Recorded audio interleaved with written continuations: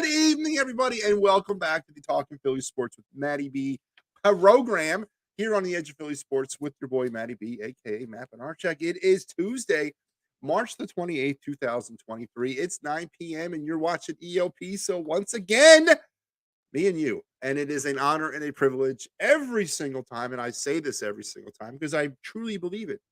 It is an honor and a privilege for me to speak with you or to be with you every week, to have this opportunity with you, mano y mano, once again here on the program. As yes, I know I got to mix it up, man. I got to get a guest. It's not like I can't get him. I just uh, I enjoy me. No, I got to get some guests up here, but it is an honor and a privilege to speak to you, mano y mano. And as I say this every week as well, there is absolutely no shortage of things to talk about in the Philadelphia sports landscape. Week to week, doesn't matter what time of the year it is, doesn't matter what the season is outside your window. It is just chock full with things to talk about. And we have found ourselves in the middle of one of those weeks yet again, because if you haven't noticed, and if you haven't looked in a newspaper, or do they even make newspapers anymore? But if you haven't been on the internet or whatever, watch the news, and you don't know that we are sitting less than, as I speak to you tonight, as I talk to you right now, we are less than 48 hours away from the start of the 2023 Major League Baseball season. The spring training season, at least for the Phillies, and I believe just about everybody else, wrapped today down there in Florida and in Arizona, respectively. And that means, as of right now, every Major League Baseball team is preparing literally to start their regular season. The Phillies will kick it all off on Thursday afternoon, 4:05 Eastern time, in Arlington, Texas, against the Texas Rangers. Jacob deGrom going up against Aaron Nola. And we're going to talk extensively about the Phillies tonight, because rosters have been announced.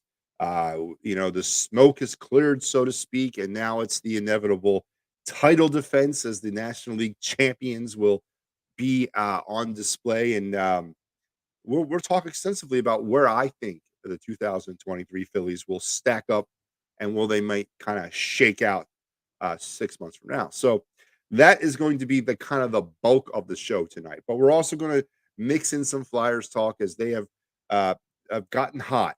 They're playing literally the best hockey that I've seen them play up to this point this season, with maybe the exception of Christmas time, right? They were playing pretty well then. But right now they are playing like literally it's a whole different team. And I don't know if it's the firing of Chuck Fletcher. I don't think that necessarily spurs a team on. It could. Maybe, I don't know, maybe they got a mental, emotional burden off of their shoulders. I don't know, but they're playing some really good hockey. But of course, they're doing it at the worst possible time of the year, as we're coming down the home stretch of the 2022-23 season, and the race for Connor Bednard is heating up, and the Flyers are finding themselves on the outside looking in. But we're going to get into that, and then we're going to mix in a little bit more.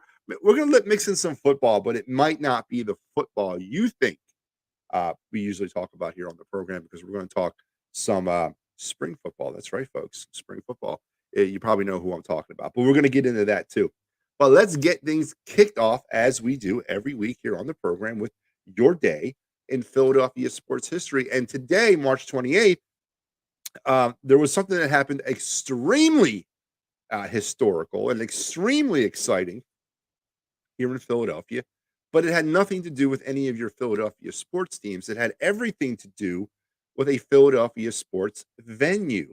That's right, folks, because your day in Philadelphia sports history, we go way on back to the year 1992, because on this day in 1992, Christian Laettner of Duke University hit the shot of, what was it? What do they call it? The college. It was dubbed college basketball's greatest game ever played. But he hit that infamous turnaround in the lane jump shot to beat Kentucky in overtime in the Elite Eight, capping off one of the. I mean, I remember watching that game. I remember very, very specifically watching that game, and really not wanting it to end, as Duke and Kentucky were kind of going back and forth. And in my mind, that was the national championship, because those were the two best teams in the field in that specific year, but it was just an amazing game to watch. And Christian Leitner, of course, sealed the deal, capping off a great. Well, they went on to win the national championship, but he had an outstanding college career. Never really, never really came to much in the NBA. I mean, he lasted a few years. I remember he grew his hair out at one point, looking all like a grunge guy and all that. But that's obviously not what he's remembered for. But more so for the greatest game ever played in college basketball history that took place on this day in 1992, down there at the Spectrum in the elite game, the Elite Eight game between Kentucky and Duke, with Christian Leitner shot in overtime, sending Duke into the Final Four and eventually on to the national championship. And there you have it, your day in Philadelphia sports history, brought to you by the fine folks here at Talking Philly Sports with Matty B. And you know what else is brought to you here by the fine folks here at Talking Philly Sports with Matty B? And that is the Edge of Philly Sports lineup. Because as I mentioned, every time we get on these that I talk here, and every time I come on the air, there is not there's never a shortage of things to talk about in Philadelphia sports. And if you're looking for a place to kind of figure out and capture all that and listen to those who capture all that, then you need to look no further than the Edge of Philly Sports Network, because there you have it in front of you, the lineup, chock full of new content daily, almost on the daily, and everything just really we got you covered, man. 6 for 6, I guess you could call us here on the EOP. Tuesday night, as we are here, you had the Kelly Green Hour. You're listening to me talking some Philly sports. Matty B. Chalk Talk is coming up at 9:30, and then a little bit later on tonight, they'll be clearing the ice on the Flyers postgame show, talking about Flyers Canadians. And I want you guys to look at one very important programming note here on Thursday. Did you see it down there? Postgame, the Fightins Final, baby. The Fightins Final has returned. The Titans final will be back on Thursday as the boys over there will be talking some Phillies Rangers. So check out that and definitely check out everything else we have to offer here on the Edge of Philly Sports, as it never stops, man. It never stops. And I guess it's a pretty good transition, right? The Fightins final. I had the very distinct pleasure of being kind of the brains behind that last year and bringing that to life. But obviously, it would not have gone anywhere without the help and support of a lot of different people. It was a great season, 179 games. Was a privilege to do all of them. But now we're back for season two, and I'm not alone this time, because that's not what we do. We don't do things like that here. We get bigger, we get better, and we get a little bit more diverse. So we're gonna have a crew joining me this year on the Fightins Final, and I'm not going to tell you who they are. You have to tune in on Thursday for the season premiere of the Fightins Final, and you'll be able to see for yourself who the crew taking you through the 2023 Philly season will be. I can assure you that you don't want to miss that show. You don't want to miss this crew. It's going to be a great season, and obviously a lot to live up to, both on the show and, of course, on the field. And let's get to that, shall we? You're fighting Phillies, right? We are, as I mentioned, 48 hours, less than 48 hours away from the start of the 2023 baseball season. And all I've been heard over the last couple of days, and a little bit more than that actually, is where does this Phillies team stack up, and where do we go from here? You know, it's kind of hard to not have expectations after coming literally Zach Wheeler getting pulled in the seventh inning and a Sosa missed home run away from a potential world championship. It's really not hard to have expectations about that, right?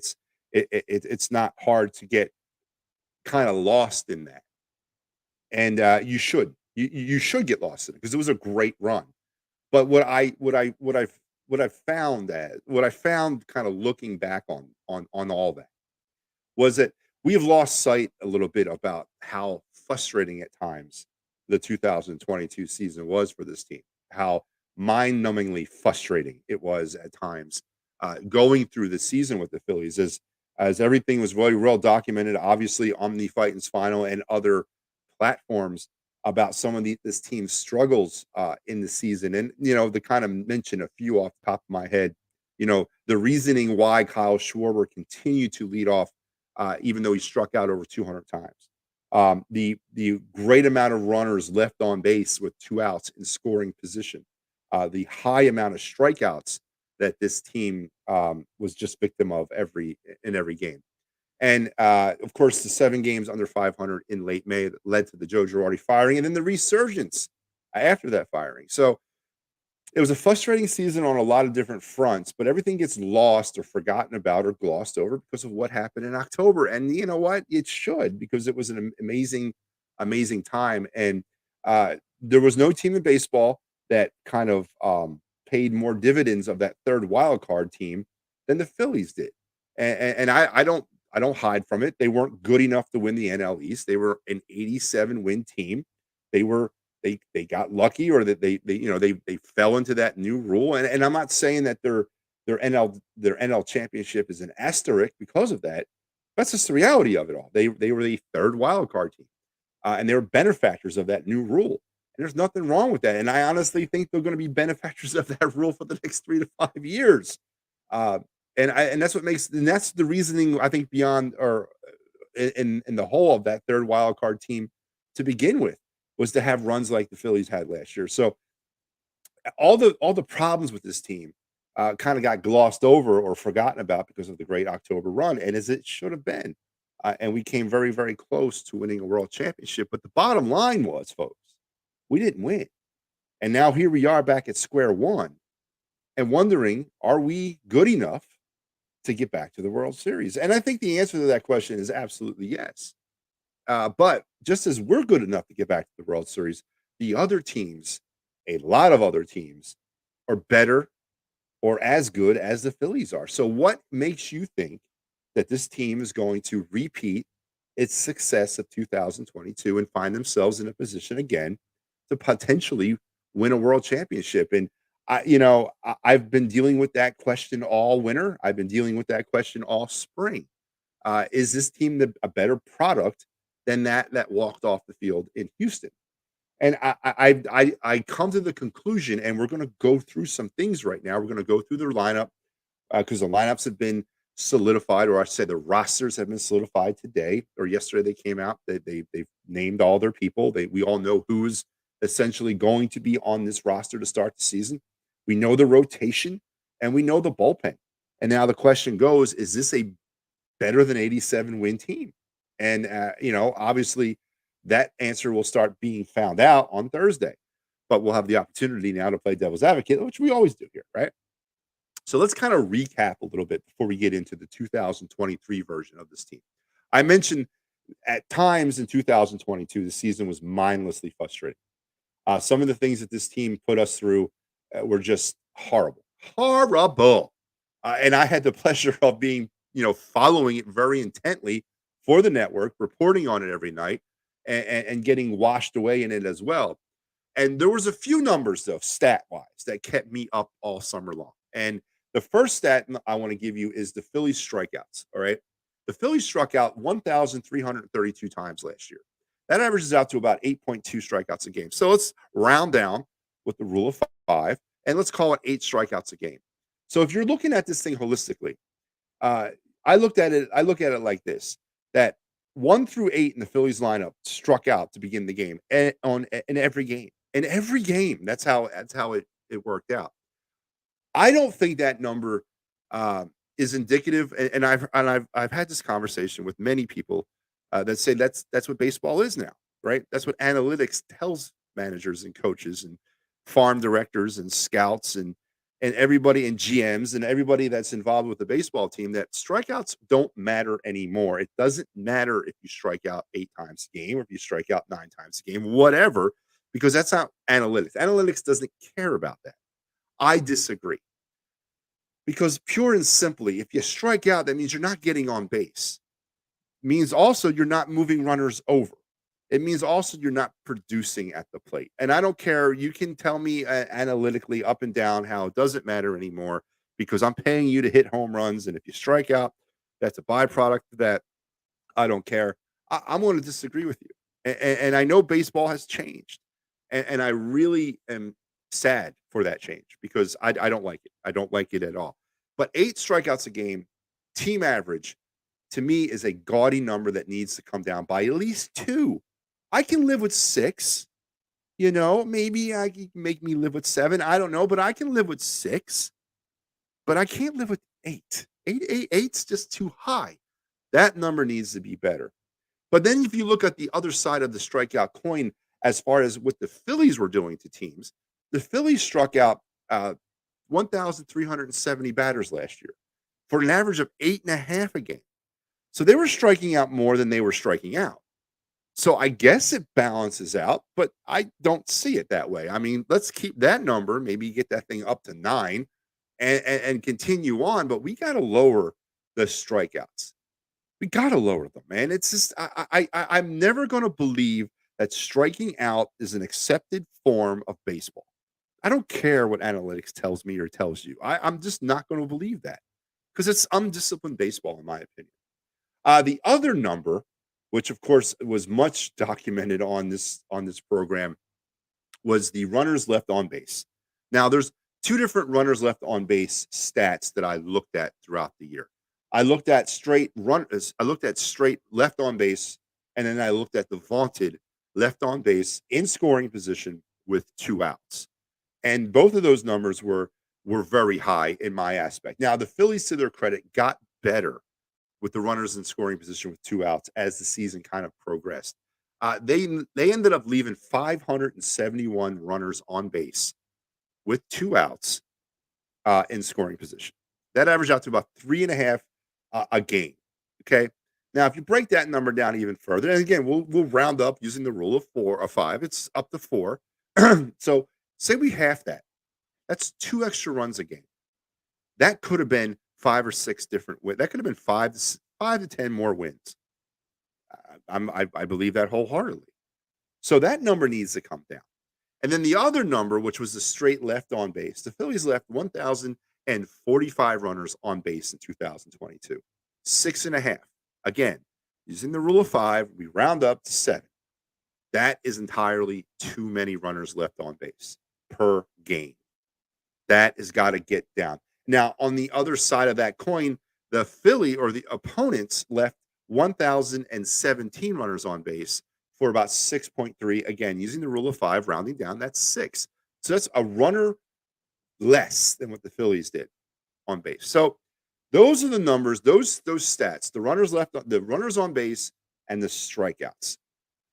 Those are the two most critical areas that I am looking for drastic improvement from this team in 2023 because those are more wins. Those are actually there are more wins. As far as the runs go, the Phillies were a very run opportunistic team in 2022. 732 runs scored, averaged about 4.5 a game. Again, round up five a game. They gave up 684, which averages out to about 4 a game. They were outscoring their opponents by 1 run a game. That's positive because you want to be on the plus side of that. So all of that equaled to 87 wins. Now, the question I have heading into this season, have the Phillies done enough to drastically chop down or chip away at some of those numbers? And in order to answer that question, I think we have to look at this team position or not position, but kind of skill group by skill group.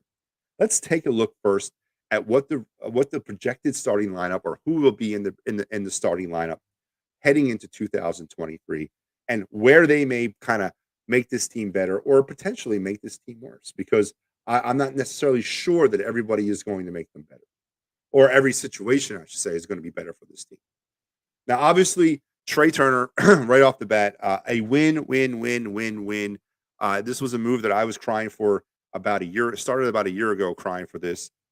Bringing him here was a no-brainer. It was an awesome move by Middleton and Dombrowski. It was. I think it's a move that's going to eventually yield in the Broad Street way. I think that's our ticket to Broad Street right there is Trey Turner. Eventually, he will be part of why and how we win a world championship. Definitely a key move. He does so many things. He checks so many boxes on this team. One, a need for a leadoff hitter. One, a need for a contact hitter, and then speed, and then a defensive stopgap for years to come. Just a win across the board for Trey Turner in that move. Awesome move. Absolutely no complaints about that. I'm loving that move, and obviously what he's done this spring with Team USA and WBC has some people really kind of thinking he's going to hit 45 home runs. I don't want him to start getting up on the plate and trying to hit home runs. He doesn't need to put that kind of pressure on himself. Just be you, and if you happen to hit 30 to 40 of them, great. But I'll live with the 20 to 25 you average out a season. Just get on base, Trey Turner. That's all I want you to do, man. That's all I want you to do. Then we look at the rest of the lineup. Alec Bohm, in my opinion, is might be the player that everyone needs to keep an eye on this year. I thought we saw a lot from Alec Bohm as the season kind of progressed in 2022. Was not a big fan of his coming into the season. Dogged him relentlessly on the fight in final. But he proved me wrong. I kept waiting for the other shoe to drop with that guy, and it never really did. His offense got a lot. His offense continued to be improving. His defense took a complete turnaround in the improvement way. I think all signs are pointing up for Alec Bohm to have a breakout year this year. He added about 15 pounds of muscle. I just honestly think Alec Bohm is going to be huge in what the Phillies are going to do in 2023. Potentially, and I'm saying here on the program, I might say I might be talking Alec Bohm as an all-star in 2023. I don't know, man. I got a feeling about it. JT Realmuto, again, dogged him relentlessly. He had a 2020 COVID year was what it was. 2019, his first year here was great. 2021 was not good, and then he kind of started out really bad in 2022. But he got hot, and then more importantly, he stayed consistent after that. He didn't stay hot, but he didn't go into a huge slump, and that's kind of what I was looking for him is to be that consistent guy. Obviously, what he is behind the plate just a really good defensive catcher, the best catcher in the game. But now that the offensive consistency has returned, looking for status quo stuff from JT this year as he kind of continues to be the leader on this team.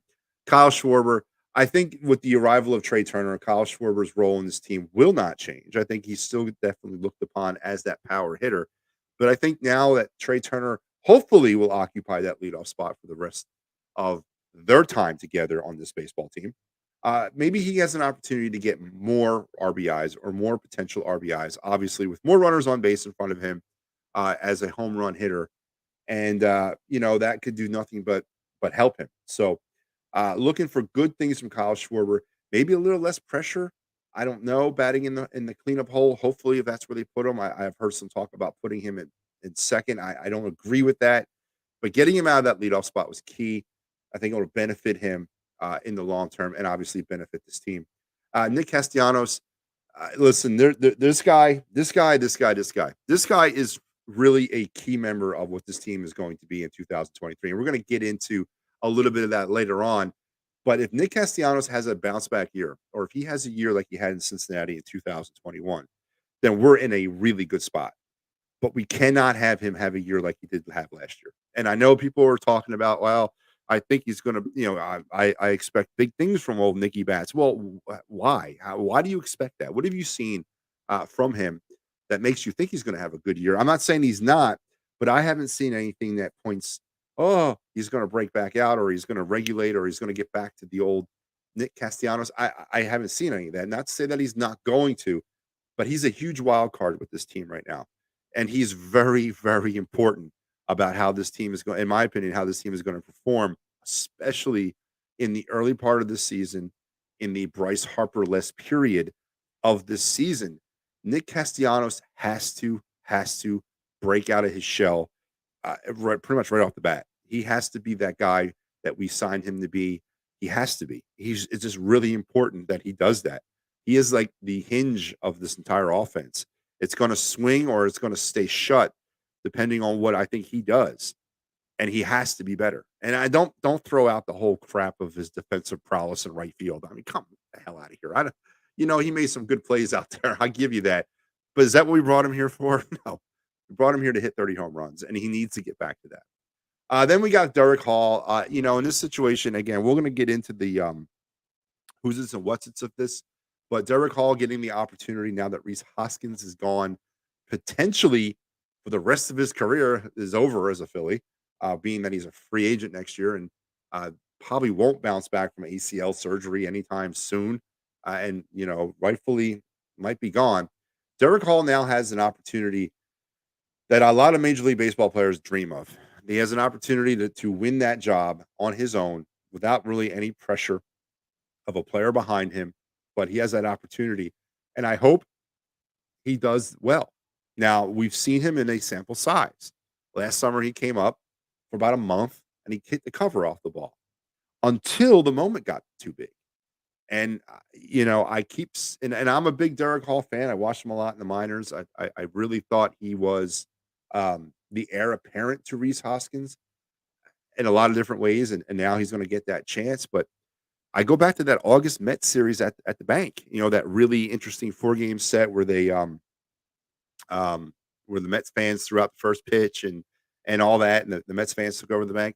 Well, that Sunday game, that back and forth home run fest game, he had an opportunity to put the Phillies back in the lead or take the lead, and he came up really small and in the form of a 3-strike strikeout. Now, that happens, but if you look back at that, go back and look at the footage of his at bat in that game. In my opinion, he looked scared. He looked scared. He looked scared like the moment was overtaking him. And I guess the only way you get over that is going through that. So here's the Derek Hall. I'm behind him 100%, and we're going to get into Derek Hall and Reese Hoskins here in a minute. But I'm behind him, and I hope it works out. Then you got Brad Marsh, Bryson Stott, and then Harrison, who may or may not be the DH. I don't know who the DH is, but you look at the lineup now, and the question obviously is asked, is this a better lineup than the lineup that walked off the field in Houston? And the answer to that question is no. With all that being said, the answer is no, because there's one important cog or key that's not in the lineup right now, and that's Bryce Harper. So, is this lineup good enough to keep the fort down until Bryce Harper returns? Yes, if things happen the way they're supposed to happen. If Nick Castellanos finds himself, if he breaks out of that season-long slump, if he can do that, if Derek Hall can put the ball in play, if we can get that production, and I'm telling you, Nick Castellanos is key to all this. This lineup has the potential to hold the fort down for the return of Bryce Harper. Hopefully, now they're saying at the end of May. That would be great. But this lineup has the potential to keep things close and keep this team in it. And that's really all you can ask for when you're losing a player like Bryce Harper. There's no replacing a guy like that. Not what he means to the team, not what he means to the city, to the fans. There's no replacing that. So you just got to find your best recipe to kind of get things together and hold things down. So if you add Bryce Harper to this lineup, then I think we're cooking with gas, actually. I think this is a very good lineup, and I think it'll score runs. I think it'll keep the pressure on, but I have to preference the fact that Nick Castellanos has to break out of that slump. He has to be the player that he was billed coming here for any of this to work. I cannot stress that enough. He is the key to all of this. But I think on paper, Dombrowski obviously bringing Turner here is a good move. Now we look at the starting rotation. Now, here's where I'm going to get critical of this team, because that's what I do. And it's not always going to be sunshine and roses with me. There's going to be some criticism, and I am going to get critical of this team right now. And it's with the starting rotation. So heading into the offseason, we had some issues or some questions to answer with the rotation. You had Zach Eflin becoming a free agent. You had Noah Syndergaard becoming a free agent. You had Kyle Gibson becoming a free agent. You had some players there that maybe not all of them were worthy to bring back, but I definitely would have been kicking the tires on Zach Eflin. I don't know if I know he was asking for some money that didn't seem fair to the Phillies based on his recent injury history, and I get that. But I was concerned letting Zach Eflin walk and not having a viable plan to replace him. Phillies went out and signed Taijuan Walker, which to me was a great move. I think it replaces Zach Eflin and then some. I think it's a better move than Zach Eflin. But here's where I think the Phillies fell short, and that was at the back end of the rotation. When letting Noah Syndergaard and Kyle Gibson walk and making a decision that they were going to internally replace the production of both of those with a potential Andrew Painter, Nick Abel, McGeary kind of combination. I thought it was too much of a risk and too much of a chance. Obviously, Andrew Painter was or is will be whatever he is now is a different type of pitcher, right? But he was unproven at the major league level. Hell, he was unproven at the AAA level. I just thought it was too much to ask for Andrew Painter to come into a situation where not only were they hoping that he was going to be that fifth starter, but going to a point where they didn't make any signings to kind of backfill him or backfill the potential of something not working out with Andrew Painter. And of course, we saw, unfortunately, after his first spring outing, the tendonitis in his elbow. Now it's a UCL sprain, or is it a UCL tear? We don't. It depends, I guess, who you talk to. He's been shut down. His 1 month of relaxation time is coming to an end, and then they'll hopefully uh, get him back on track, or they won't. I don't know, but you're not going to see Andrew Painter if all goes well with him, and there is no structural damage, and there is nothing to be concerned about, and he doesn't have pain. You're not going to see Andrew Painter sniff the Phillies until about June, if and that's with everything working out great. And to me, it was, and again, I don't wish an injury, and you kind of really hope that it's not Tommy John and that we're going to lose the guy for the next 2 years. Then he's going to come back and his fastball and his velocity is going to be off by about 3 miles or 3 degrees. You hope that doesn't happen to the kid. Obviously, it would be very Philly if it did, but you hope it doesn't. You hope that he comes back sometime at some point this season. But I don't. You maybe, and again, maybe he was compensating or overcompensating. Maybe he felt the pressure. Maybe he felt the hype and overthrew. I don't know, but I just thought the whole situation was wrong. I just didn't think putting Andrew Painter in this position at this point in his career was right, and not having a viable fallback. So you shut down Painter, then you're kind of scrambling. Bailey Falter is going to assume that role in the rotation as a four. Um, but now we have another issue because now you got Ranger Suarez who's dealing with some arm issues. And he's been shut down for a little bit. And Matt Strom, who was brought here via free agency, presumably to fill a bullpen need, is now going to be pressed into service as that fifth starter to start the season, at least maybe first or one or two starts for Suarez. Hopefully, he's back. Now all of a sudden, we're awfully thin at that rotation. Now all of a sudden, we're awfully thin at that rotation.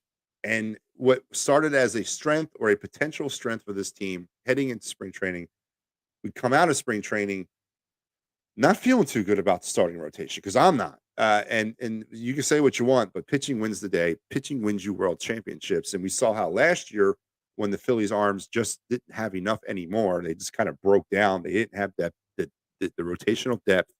Nolan Wheeler were just done, and you saw how it kind of translated out there for the Phillies. So pitching wins you world championships. And if you're asking me how I feel about the Phillies pitching heading into this season, is I don't feel too good about it. I don't like the rotation right now. I like Nola Wheeler Walker. I don't like Falter and Stram. I don't like the fact that that's all we had to plug in there while these individuals go through some injury issues, Painter and Suarez. I don't like that. I thought they should have done more to address the starting rotation. And now it's too late. Obviously, there's some arms still out there they could potentially bring in, but this is what the rotation is going to be. And again, 6 months is a long season. This rotation in April won't be the rotation in October. I understand that. But if you're asking me, I don't like the rotation, and I don't like potentially what this could be for this team starting out the season. And I'm sure the Phillies are not fired up about it either, but just don't think they did enough with the starting rotation. And I thought their plan for Painter and all that was full-heartedly. They should have brought in some players, at least two free agent pitchers, uh, to compete at least for a job. They didn't even do that. I don't like that. I just think we kind of hamstringed ourselves a little bit on that, and here we are. But that is going to be your rotation to start the season. Aaron Nola, Zach Wheeler, Taiwan Walker, Bailey Falter, and Matt Strom will be your pitchers to start the season. Uh, to me, it's not good. It's not good. Now let's go to the bullpen, which is the area that I give Dave Dombrowski 1,000 gold stars for. How can you not get excited about what he's done to the bullpen? The team kind of self-corrected itself in the second half of last season, had a dramatic turnaround in the bullpen last year. Then Dombrowski goes out and he throws Kimbrel and Greg Soto into the mix to strengthen up that group. He brought Matt Stram in from the Red Sox. He'll eventually go back into the bullpen. I am digging what the bullpen will look like in 2023. I don't think that is an area of concern anymore for this team. I think if we have to get to that back end of the bullpen, it's going to be pretty damn hard to score runs against. Obviously, the question is, can we get to the back end of the bullpen? Is the rotation going to hold out enough to get to that back end of that bullpen? But I think if that is the case, I think our bullpen issues are handled at least for this year. You got Kimbrough, Soto, Dominguez, and Alvarez. All can be closers. They all have ability to be set up guys or closers. It's a lot of versatility there. And then you throw in Vasquez, who the Phillies have Vasquez and Marte, who made the team in the bullpen this year. Add him in with Brogdon and Benatti. I'm okay with that as long relievers. That's what it is. But when you get to the back end of that Phillies bullpen, it's going to be hard pressed to really generate any offense off those guys. I'm digging it. Kudos to Dave Dombrowski, what he's done to the bullpen. Major props. Now let's talk about the injury issues. Obviously highlighted by Bryce Harper and his Tommy John surgery. Dave Dombrowski left him off the 60-day disabled lists to start the season, which gives hope that now they're saying late May, Bryce Harper may return. That is great. Great news for the Phillies. Great news for the fans. Great news for baseball. Obviously, that is going to Bryce Harper's presence on this team will change everything about this lineup. Will change everything about the offensive dynamic. Here's to the sooner rather than later for Harper to get back into the lineup. Not really concerned about the whole right field aspect of it all. Don't need him to play right field this year. We got a bunch of outfielders. We can figure it out and hold down the fort. But we definitely need that bat back in the lineup. So here's to a speedy recovery and quickly back to the starting lineup for Bryce Harper. Now let's get on to the Rhys Hoskins thing, which has gripped the city by storm over the last couple weeks or last week. And obviously, you don't want to see Rhys Hoskins. What happened to him. The ACL thing in a spring training game at the end of spring training, just as a kick in the balls, man. It really is. You never want to see a guy go down like that. But it happened. And it's funny because what I've been waiting to hear is a lot of, negative fallback or fallout about it, about, oh, woe is me, the sky is falling. And I haven't heard that. I've heard a lot of, well, he's a great guy. He's a great character guy. He's going to be missed in the clubhouse. He was here for the bad times and he's a leader and he's, all this, that, and the bag of chips. But what I haven't heard was, wow, we're really going to miss him. Now, I've heard minimal conversations about the 25 home runs and the production.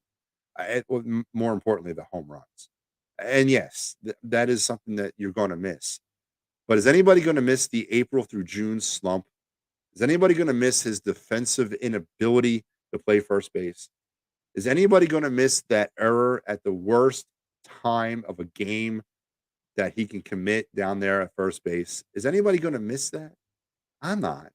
And I think we can make up the 25 home runs through Trey Turner, Derek Hall, and the others that are here. So I'm not saying that I'm glad he got hurt. I'm not, because I don't wish that on anybody. But to me, this is like ripping a Band-Aid off. I wasn't in favor of bringing him back this year in the first place. I thought that I was done with it. Last season, I was done with Rhys Hoskins. I was done with the same stuff every year. So I was done. And the Phillies seemingly were done with him too, because they didn't sign him to a contract. He comes into his contract year, as this important cog of the baseball team and this key member of the clubhouse, but they didn't offer him a contract. Come on, the Phillies were done with him too. So unfortunately that it went down like this. But fortunately, it went down like this because now we can all move on. And I wish him a speedy recovery and a good luck in the future to wherever Reese Hoskins may end up. But it was time. It was beyond time. And the fact that we were getting ready to go through another season of Reese Hoskins, it was really kind of bothered me because it was gonna be the same thing. It's the same thing with this guy. He doesn't hit from April to June. He gets hot for like 3 weeks, cools off, then doesn't hit again, and then he commits errors at the worst moments of games. So, again, I don't wanna see him I don't wanna see anybody ever get hurt. But boy, I'm glad we're moving on, and I wish Derek Hall the best. I don't know if Derek Hall is the option or the answer. Miguel Sano is still out there. There's some names out there they could bring in maybe for the year. I don't know, but but you know what? Uh, it's time to move on for everybody, and I wish him a speedy recovery, and I wish him success wherever he may end up in the future. But Reese Hoskins and the Reese Hoskins experiment in Philadelphia is finally over, and it's time to move on. So it's a shame. It is because again, I don't wish anybody injury, but obviously, I'm happy. I'm happy that he's not with the team anymore. I really don't want to. I don't want to be like that guy, but I am. I just didn't like him. Didn't like him as a player. All right. So with all of that and all of the things that we discussed and all of the venom about Reese Hoskins out of the way, let's get into the actual nitty gritty. Is this team better or worse than an 87 win team that walked off the field last year? I think they're better. I think they're significantly better if things break the way they should. And I preference once again Nick Castellanos having a breakout season or a season where he can kind of put last season behind him, get back to that 2021 form, and let's kind of take this thing all the way to where it needs to be. Now, how many more wins do I think the Phillies will have in 2023? Or do I think they will have less than 87? I think they will have more. I think the Phillies win 93 games in 2023, potentially 97 if things can break the right way. And I do think they will be in the mix for the playoffs, and I do think they will be a playoff team in 2023. I don't think they're going to win the division. I think Atlanta's got too much. Um, and I think that the Phillies and the way they're built right now and the diversity that they're dealing with right now, it's really key that they get off to a good start. You know, people say you can't lose a season between April and May, or you can't win a season between April and June, but you can potentially lose one. That's gonna reign true for the Phillies this year. They need to get off to the best start they possibly can. They got to be able to weather the storm. I think they have the potential or the ceiling to win 97 games, but I think they're going to land in that 93 range this season. I think it's going to be good enough for second place in the NL East. I think the Braves will win the division. Phillies will get into the playoffs as a wild card team. And then from there, brother, all bets are off. I'm not going to sit here and tell you who's going to win the World Series because you can't do that. But I think the Phillies at the end of the season will be once again in the mix to potentially win a World Series or be in the World Series and obviously compete for one. So that's where I'm saying the Phillies will finish in 93 wins is my official prediction of the Philadelphia Phillies in 2023. And in less than 48 hours, but baby, less than 48 hours, we will start to learn the fate of the Philadelphia Phillies. But you don't got to wait 48 hours to learn your fate. If you want to travel like a pro, like the pros do, you have to look no further than Philly Sports Trip. Everything you want to offer. This is a Philadelphia sports fans Xanadu or Nirvana or heaven, whatever you want to refer to it as. You want to take a trip to see the Phillies play the Yankees at Yankee Stadium? Philly Sports Trip's got you covered. You want to head on down to the draft and hang out with like-minded individuals and root for the Philadelphia Eagles in enemy territory in Kansas City, Missouri? Philly Sports Trips got you covered. Man, you want to go to London and Leeds and watch some Union soccer? Guess what? Philly Sports Trips got you covered. And that and much, much more, head over to their website at www.phillysportstrips.com and find out everything they have to offer, because there's more going on than I'm talking about on this little slide here. There's a heck of a lot more. But and then also, if you're looking for those hard to find sports, concert, or theater tickets, look no further than Sherry's Ticket Town, www.sherrystickets.com. Family owned and operated since 1946. No hidden fees and great prices, and save an additional 10% when you enter in the promo code EOP10. Sherry's Ticket Town at www.sherrystickets.com. Head over there now. What are you waiting for? And obviously, if legal issues are your thing, or unfortunately they're your thing, Dave Cherry is the man you need to call. 610-565-0300. Dave Cherry at www.cherryinjurylaw.com for workman's compensation, motor vehicle accident, personal injury, or criminal law questions, concerns. Dave Cherry is the man you need to contact right now. Tell him Matty B, EOP, and Talk to Philly Sports. Matty B sent you. And he will take great, great care of you. All right, folks, off the Phillies rant, let's move on to my final topic of the night, and that's football. And as I said at the top of the show, it is not the football that you're used to me talking about on the show, because that football is not happening. But what we have coming up on April 15th is spring football. And no, not the stupid ass XFL. No, I'm talking about the United States Football League. That's right, baby. The Philadelphia Stars are back for their second, or I should say, their fifth season, right? 83 or 45. Yeah, their fifth season of league operation, the second year in their reboot of the USFL. But they will put their Northern Division, I guess, championship to the test, as they will try to be the only team ever in USFL history to be part of all USFL championship games, as they will put that streak to the test again starting on April the 15th. All home games, unfortunately, will be played in Detroit, as the USFL is still trying to work that out. I would love to know what's going on with that, because I know the Memphis Showboats, who are new to the league this year, are going to be playing in Memphis, and some teams are going to be playing in their home cities. Others are not. Is this an issue with the city? Is this an issue with the league? I would love to know why we're not all back in our home cities. They had the hub city of Birmingham, Alabama last year. Now there's like 4 different hub cities. So the Stars will be playing all their home games out of Detroit, out of Ford Field. So if you're in Detroit and you're a Stars fan, boy, you got a spring and summer lined up for you. But the Stars are going to be bringing back that winning. They're defending champs. I mean, they're the Northern Division champs. They fell short in the USFL championship game last year. And Case Cookus, the man that brought us there, the vaunted backup quarterback to Brian Scott, who's now taking his wares to the XFL, and is out there in Vegas. But Case Cookus is returned, and he's returning from a gruesome injury that he's sustained in that championship game. But he's back, and he's going to be he's going to be running the show in 2023 for the Stars, as they look to build upon a great 2022. And it all starts on April the 15th. All games can be seen on Fox, as well as, I believe, NBC this year. Yep, Fox.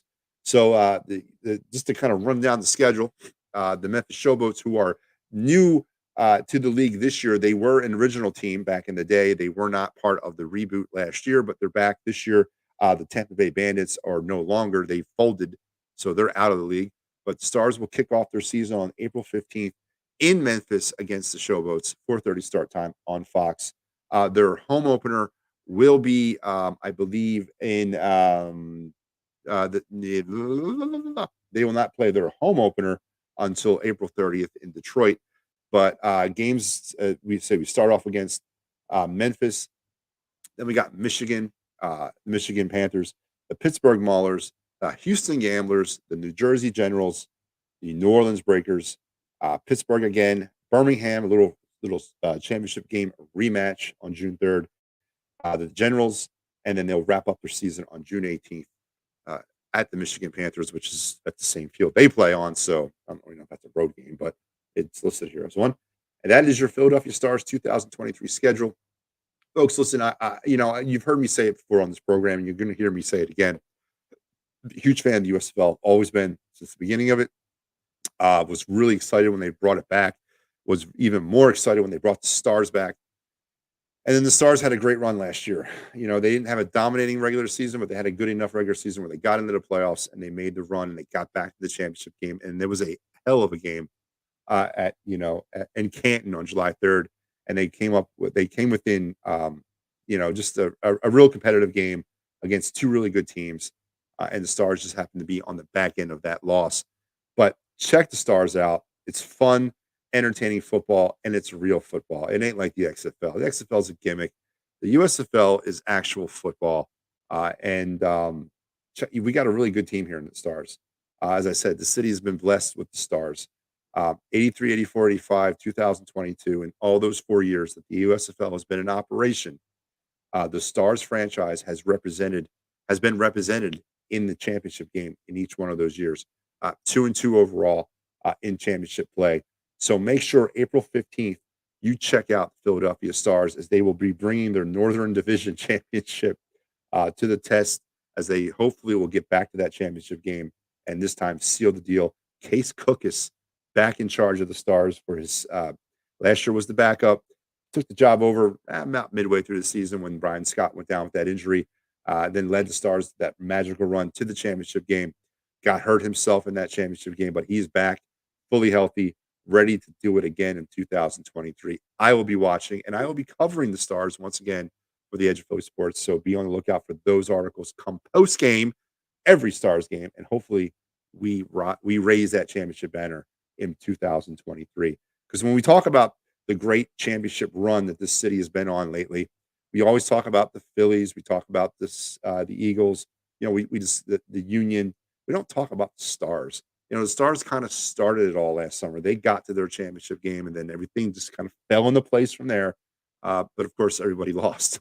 It's really, actually, that's it's really bad. But yeah, so be checking the Stars out April 15th. Super stoked, super excited to be part of that once again with EOP as we'll be covering the Stars.